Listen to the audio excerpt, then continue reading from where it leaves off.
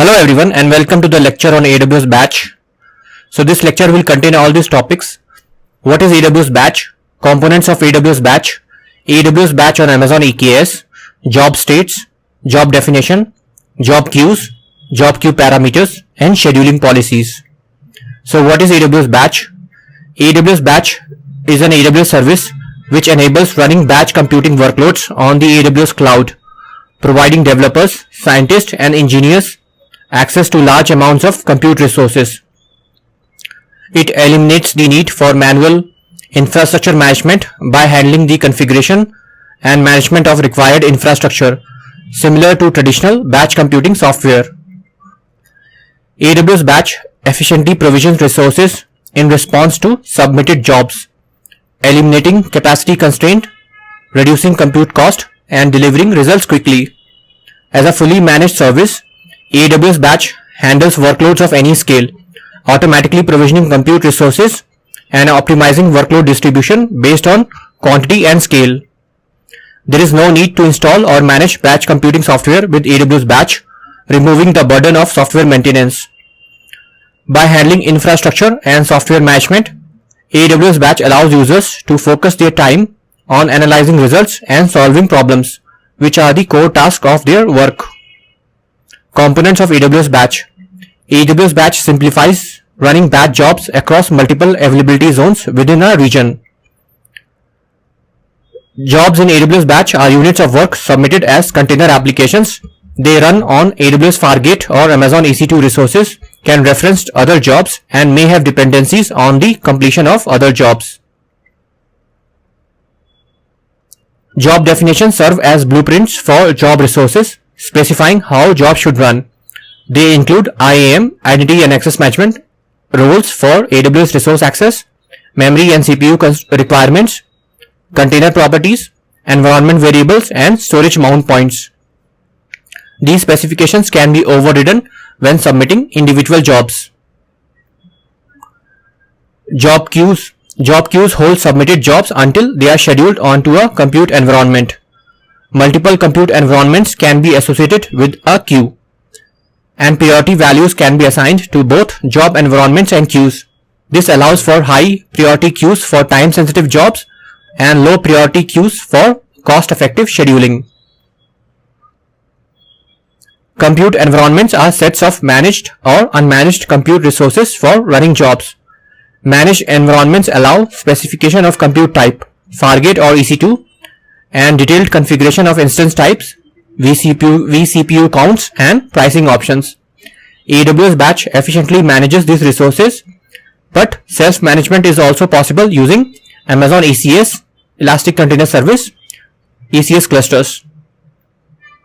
AWS Batch on Amazon EKS, Elastic Kubernetes Service. AWS Batch on Amazon EKS is a fully managed service for scheduling and scaling batch workloads into existing Amazon EKS clusters, integrating seamlessly with your current infrastructure. AWS Batch has limited cluster management capabilities, as it does not create, administer or perform lifecycle operations of your Amazon EKS clusters on your behalf. So what it means to say is that it does not directly manage EKS clusters.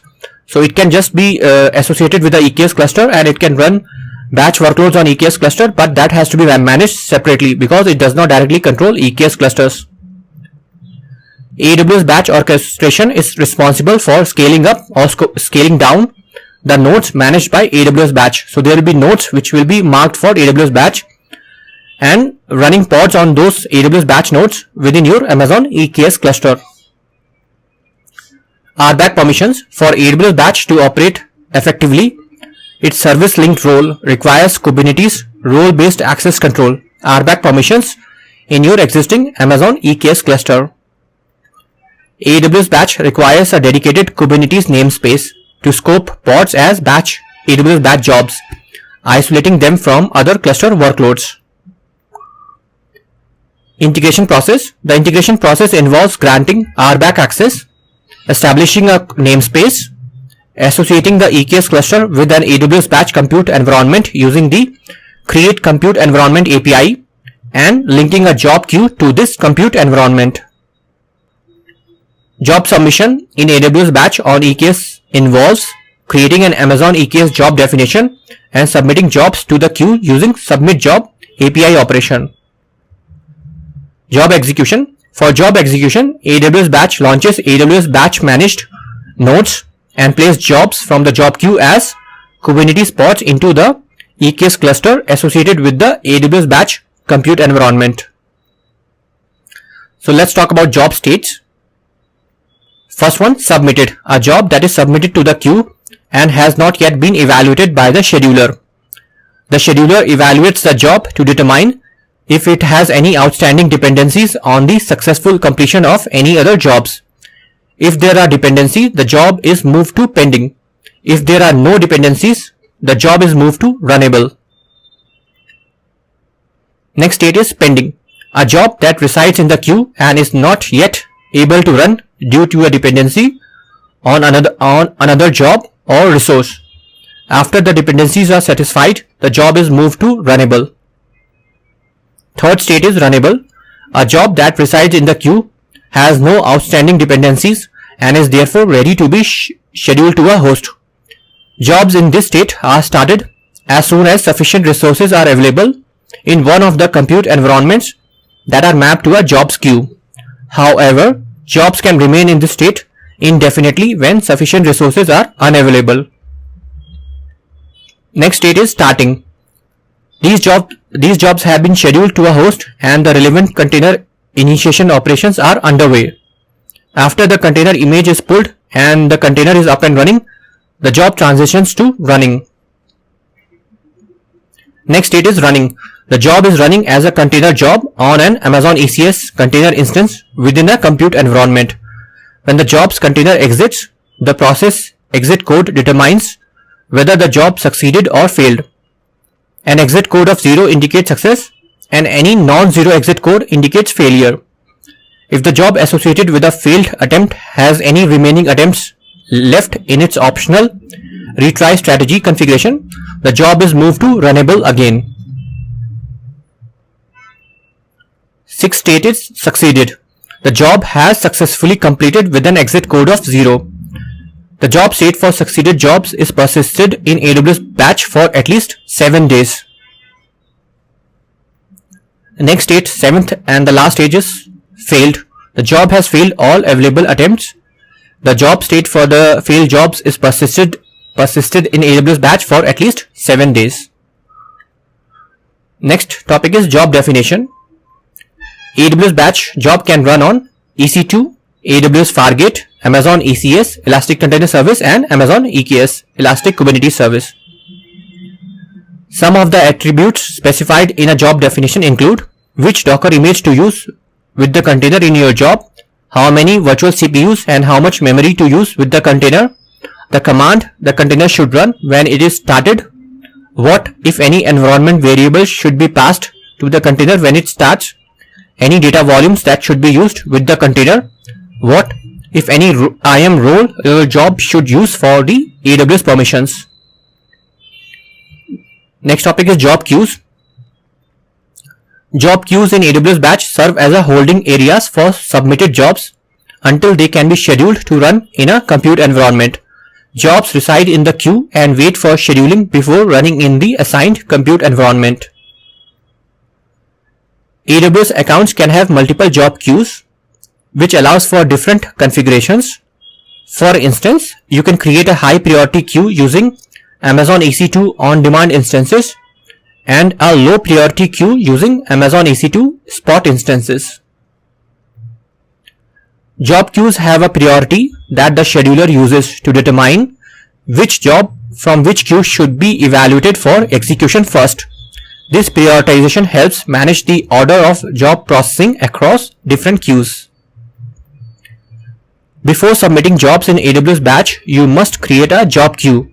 The creation process involves associating one or more compute environments with the queue and assigning an order of preference. You also set the queue's priority, which influences the AWS Batch scheduler's job placement order. Scheduler behavior. The AWS Batch scheduler behavior is influenced by queue priorities. When placing jobs, it considers these priorities, especially when a compute environment is associated with multiple job queues.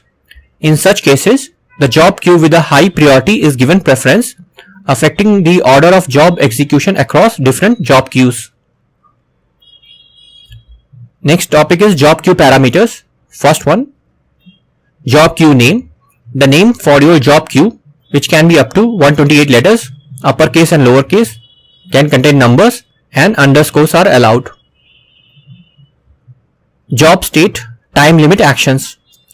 The set of actions that AWS Batch performs on jobs that remain at the head of the job queue in the specified state longer than the specified times. AWS Batch will perform each action after max time seconds has passed. Note, the minimum value for max time seconds is 600 seconds 10 minutes, and the maximum value can be 86,400 or 24 hours or up to 1 day. Priority, the priority of the job queue.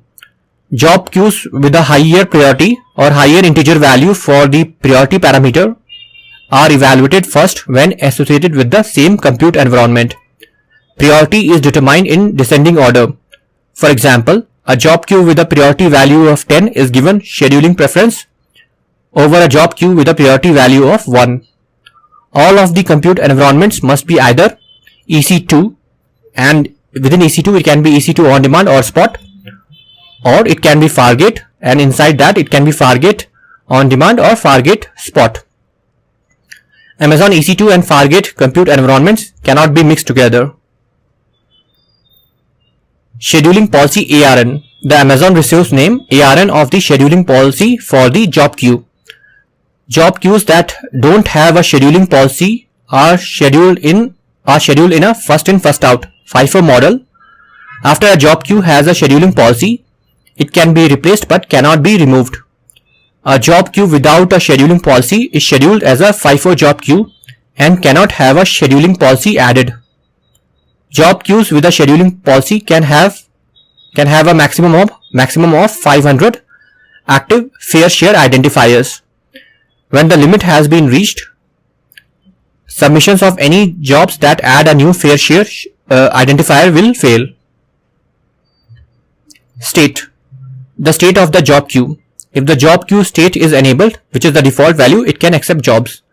If the job queue state is disabled, the new jobs cannot be added to the queue, but jobs already in the queue can finish. So it can contain valid values of only enabled or disabled. Next parameter is compute environment order.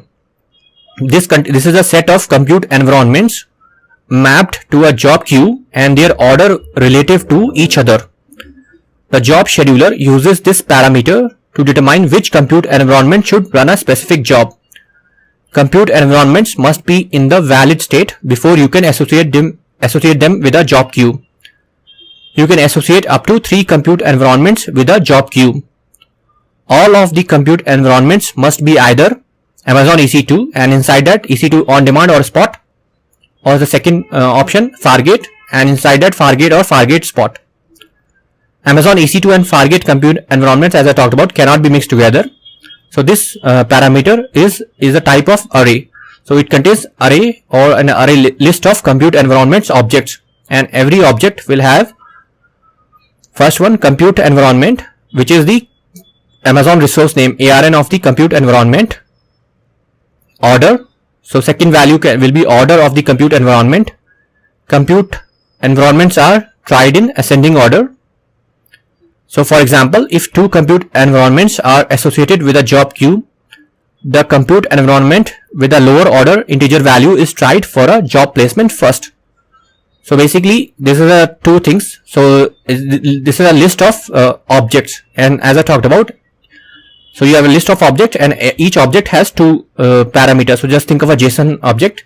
So there are 2 keys, that the key values are compute environment and second key is order, and the compute environment will contain an ARN of the whole compute environment, which you have to configure separately, and order will just be a integer value, and the lower integer value will be tried first. Next is tags, which are key value pair tags to associate with the job queue. So this is the 7th queue parameter, job queue parameter. Next topic is scheduling policies. Scheduling policies in AWS Batch allow you to configure how compute resources in a job queue are allocated between different users or workloads. This enables efficient and customized resource distribution. With scheduling policies, you can assign different fair share identifiers to specific workloads or users. These identifiers serve as a way to categorize and prioritize resource allocation. AWS Batch assigns each fair share identifier a percentage of the total resources that are available during a given period of time. This percentage determines the share of resources allocated to each identifier. The fair share percentage is calculated based on two key parameters: share decay seconds and share distribution. These values help determine the distribution of resources among the fair share identifiers. You can add time to the fair share analysis by assigning a share decay time to the scheduling policy. This allows you to consider the time factor in resource allocation. Adding time to the fair share analysis gives more weight to the time factor and relatively less weight to the defined weight of the fair share identifiers. This helps in dynamic resource allocation based on time. By specifying a compute reservation in the scheduling policy, you can hold compute resources in reserve for fair share identifiers that are not currently active. This ensures that resources are available when required. And that's all. Thanks for